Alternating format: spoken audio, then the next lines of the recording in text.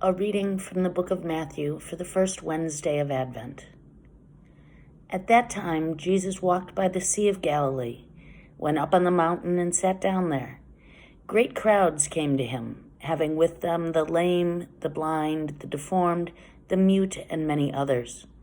They placed them at his feet, and he cured them.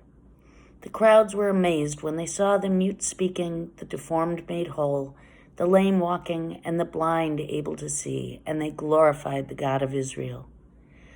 Jesus summoned his disciples and said, "My heart is moved with pity for this crowd, for they have been with me now for 3 days and have nothing to eat. I do not want to send them away hungry for fear they may collapse on the way." The disciples said to him, "Where could we ever get enough bread in this deserted place to satisfy such a crowd?" Jesus said to them, "How many loaves do you have?" 7, they replied, "and a few fish." He ordered the crowd to sit down on the ground. Then he took the 7 loaves and the fish, gave thanks, broke the loaves, and gave them to the disciples, who in turn gave them to the crowds. They all ate and were satisfied. They picked up the fragments left over, 7 baskets full.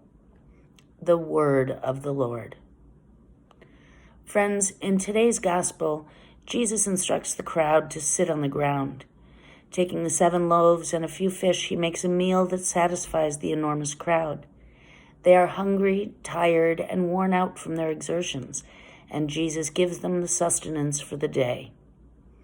For Thomas Aquinas, the great metaphor for the Eucharist is sustenance, food for the journey. The Eucharist is daily food, nourishment to get us through the day-to-day. How effective would we be if we never ate, or ate only on special occasions and in a festive environment? Not very. So in the spiritual life, we must eat and drink, or we will not have strength. Is this just meant in some vague symbolic way? No, rather in a vividly analogical way. For just as the body needs physical nourishment, the spirit needs spiritual nourishment, and there is no getting around this law.